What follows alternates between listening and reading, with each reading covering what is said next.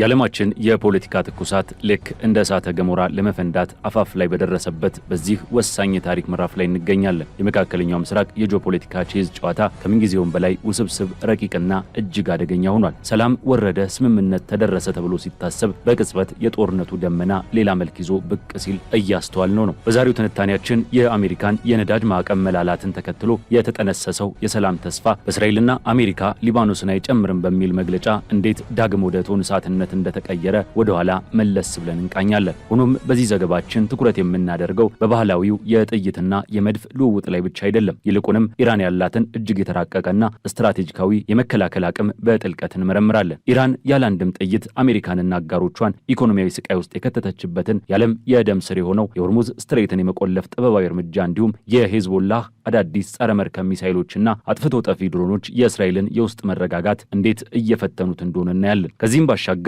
የዘመናችንን የጦርነት ቴክኖሎጂ ታሪክ የቀየረውን አስገራሚ ክስተት ይዘንላችሁ ቀርበናል። በሰማይ ላይ የማይታየው የአሜሪካው ቢ2 የጦር አውሮፕላን አፈታሪክ በቻይናው አርቲፊሻል ኢንተለጀንስ ቴክኖሎጂ እንዴት እንደተሰበረ ሚስጥሩን እናጋልጣለን። ይህንን ሁሉ ተከትሎም በጣሊያን መሪነት አውሮፓ በአሜሪካ ላይ ያሰማችውን የቁጣ ድምፅ እንዲሁም ሩሲያ ይህንን አጋጣሚ ተጠቅማ የወሰደችውን የዲፕሎማሲ እርምጃ እንመለከታለን። የዘመናችን ጦርነት የጡንቻ ብቻ ሳይሆን የቴክኖሎጂ የኢኮኖሚ ማነቆና የረቂቅ ዲፕሎማሲያዊ ጨዋታ መሆኑን የሚያረጋግጠውን ይህንን እጅግ አጓጊ ትንታኔ ከመነሻው እስከ መድረሻው አሰናድተንላችኋል።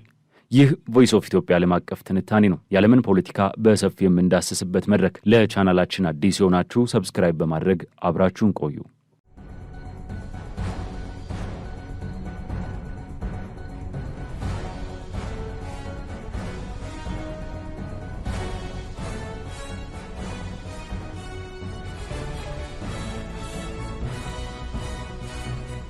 እስቲ ነገሩን ከተወሰነ ጊዜ በፊት ጀምረን እንየው። የዓለማችን የፖለቲካ ትኩሳት ልክ እንደ እሳተ ገሞራ በማንኛውም ሰዓት ሊፈነዳ በተጠንቀቅ ላይ ባለበት በዚህ ዘመን የመካከለኛው ምስራቅ የጂኦፖለቲካ ቼዝ ጨዋታ ከመቼውም ጊዜ በላይ ውስብስብና አደገኛ ሆኗል። ሰላም ወረደ፣ ስምምነት ተደረሰ ብለን ስናስብ በቅጽበት የጦርነቱ ደመና ሌላ መልክ ይዞ ብቅ ይላል። ይህንንም የምንለው ዝም ብለን አይደለም። ከቅርብ ቀናት ወዲህ በዓለም አቀፍ መድረክ እየተከናወኑ ያሉትን አስገራሚ ክስተቶች ስንመለከት ሀያላን ሀገራት እንዴት የየራሳቸውን የጥቅም ስሌት እያሰሉ ዓለምን በስጋት አፋፍ ላይ እንዳቆሟት በግልጽ እንረዳለን። ለመሆኑ ይህ ሁሉ ጥረት ከየት ተጀመረ? ታሪኩ የሚጀምረው አሜሪካ ዓለም አቀፉን የነዳጅ ዋጋ ለማረጋጋት በማሰብ በወሰደችው ያልተጠበቀ እርምጃ ነው። እስቲ ያስቡት። ለዓመታት በማዕቀብ ሲታመሱ የነበሩት ሩሲያና ኢራን በድንገት ከ100 እስከ 140 ሚሊዮን በርሜል የሚገመት ነዳጅ ወደ ዓለም አቀፍ ገበያ እንዲያስገቡ ከአሜሪካ በኩል ጊዜያዊ የፈቃድ ማዕቀብ ማንሳት ተሰጣቸው። ይህ እርምጃ በብዙዎች ዘንድ አስገራሚ ነበር። አሜሪካ ይህንን ያደረገችው የነዳጅ ዋጋ ከ100 በላይ በማሻቀቡና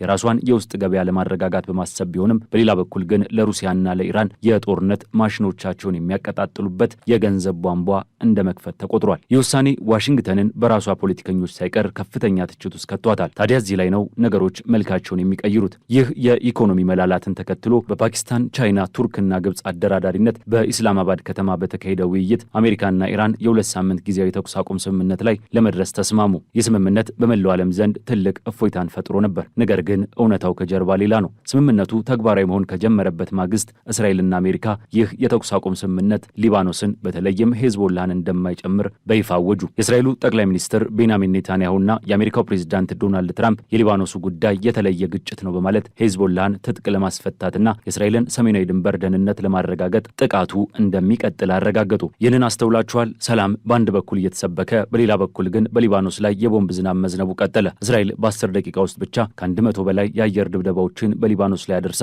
ከ110 በላይ ንጹሃን ዜጎች ሲገደሉ ከ800 በላይ የሚሆኑት ደግሞ ቆስለዋል። ይህ አሰቃቂ ድርጊት የኢራንን መሪዎች ቁጣ ገነፈለው። አዲሱ የኢራን ጠቅላይ መሪ ሙጅታባ ካሚኒና ሌሎች የኢራን ከፍተኛ ባለስልጣናት የተኩስ አቁም ስምምነት ማለት ሊባኖስን፣ ጋዛንና መላውን የትግል አጋሮቻችንን የሚያካትት ካልሆነ በቀር ለኛ ምንም ትርጉም የለውም፣ እጃችን አሁንም ጣታው ላይ ነው በማለት የማያወላውል አቋማቸውን አሳወቁ።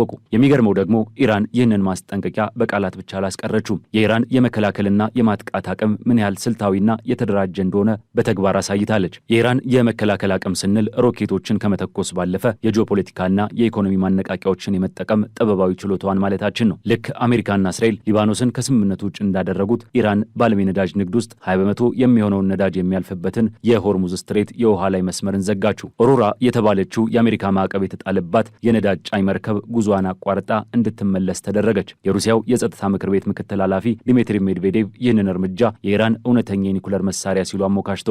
በእርግጥም የሆርሙዝ ስትሬት መዘጋት በዓለም አቀፉ የነዳጅ ገበያ ላይ የሚያሳድረው ጫና የትየለሌ ነው። ይህ ደግሞ ኢራን ያለ አንድም ጥይት አሜሪካንና አጋሮቿን ኢኮኖሚያዊ ስቃይ ውስጥ ልትከት የምትችልበት ስትራቴጂካዊ የመከላከል አቅሟ መሆኑን ቁልጭ አድርጎ ያሳያል።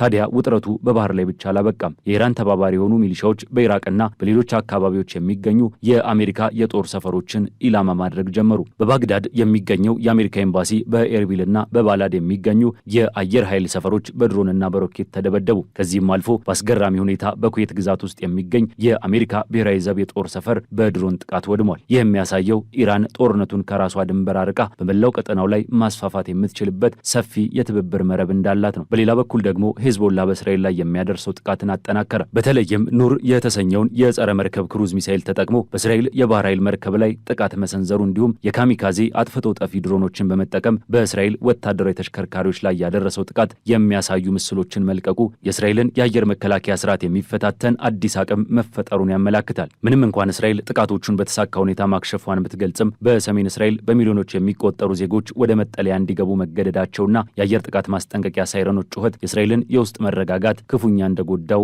መካድ አይቻልም። እስቲ ወደ ሌላኛውና የዘመናችንን የጦርነት ቴክኖሎጂ ወደ ቀየሩ አስገራሚ ክስተት እንለፍ። አሜሪካ በዓለም ላይ ካሏት እጅግ አስፈሪ የጦር መሳሪያዎች አንዱ ቢ2 የተሰኘው በራዳር የማይታየው የጦር አውሮፕላን ነው። ይህ አውሮፕላን ጠላት ሳያውቅ ገብቶ ኢላማውን አውድሞ የመመለስ አቅም አለው ተብሎ ሲታመንበት የኖረ ነው። ነገር ግን ቻይናዊው ጂንጋንቴክ የተሰኘ ኩባንያ ይፋ ያደረገው መረጃ ይህንን የአሜሪካ አየር ላይ የበላይነት አፈታሪክ አድርጎታል። ኩባንያው እንዳስታወቀው አሜሪካ በኢራን ላይ ኦፕሬሽን ኤፒክ ፍሪ በሚል ባካሄደችው ዘመቻ ወቅት ኢራን የቢ2 አውሮፕላኖችን ወደ ኢራን የገቡበት መንገድ በራዳር ሳይሆን ከሬዲዮ ልውውጣቸው በሚወጣ እጅግ አነስተኛ ሞገድ አማካኝነት በአርቲፊሻል ኢንተለጀንስ ታግዞ መከታተል ችሏል። ይህ ማለት የቱንም ያህል በራዳር የማይታይ ቴክኖሎጂ ቢኖርም ዘመናዊው የኤአይ ቴክኖሎጂ ትንፋሽን ጭምር አነፍንፎ የማውጣት አቅም አለው ማለት ነው። ይህ ለኢራን የመከላከል ስትራቴጂ ትልቅ የልብ ልብ የሚሰጥ ሲሆን ለአሜሪካ ደግሞ ከእንግዲህ በሰማይ ላይ የማይታይ ኃይል የለም የሚል ግልጽ መልእክትን ያስተላለፈ ነው። በዚህ ሁሉ የጦርነት አዙሪት ውስጥ ዓለም አቀፉ ማህበረሰብ ዝም ብሎ አልተቀመጠም። በተለይም የአውሮፓ ሀገራት በአሜሪካ ድርጊት ክፉኛ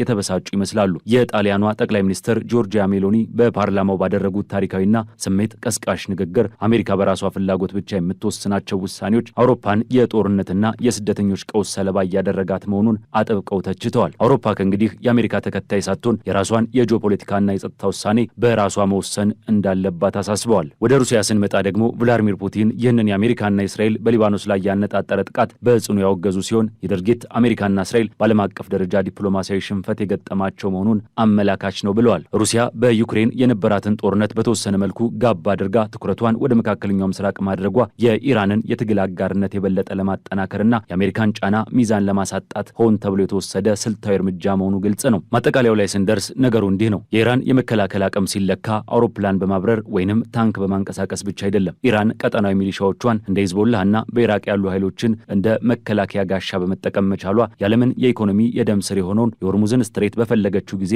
መቆለፍ መቻሏ እንዲሁም ከቻይናና ከሩሲያ ጋር የፈጠረችው ስትራቴጂካዊ ትስስር በቀላሉ የማትበገር ሀገር አድርጓታል። በአንጻሩ እስራኤልና አሜሪካ በከፍተኛ ወታደራዊ ቴክኖሎጂ የታጠቁ ቢሆንም ይህ አይነቱ የተበታተነና ብዙ ግንባር ያለው ጦርነት የፖለቲካም ሆነ የኢኮኖሚ አቅማቸውን እየፈተኑ ይገኛል። ታዲያ ይህ ሁሉ ሲሆን እኛ ምን እንማራለን? የዘመናችን ጦርነት የጦር መሳሪያ ብዛት ብቻ ሳይሆን የተንኮል፣ የቴክኖሎጂ፣ የኢኮኖሚና የዲፕሎማሲ ቼዝ ጨዋታ መሆኑን ነው። ጥያቄ ያለው እዚህ ላይ ነው። ይህ የተወሳሰበ የጥቅም ግጭትና እልህ አስጨራሽ የኃይል ሚዛን ፍጥጫ ዓለማችንን ወዴት እየወሰዳት ይሆን? ይህንን ጊዜ ብቻ የሚመልሰው ጉዳይ ይሆናል። የዛሬው ዓለም አቀፍ ትንታኔያችን በዚሁ ተቋጨ። ስለተከታተላችሁን እያመሰገንን ለቻናላችን አዲስ የሆናችሁ ሰብስክራይብ በማድረግ ቤተሰብ እንድትሆኑ እንጋብዛለን። ከሰዓታት በኋላ በሌላ ዓለም አቀፍ ጉዳይ እስከምንገናኝ ሰናይ ጊዜ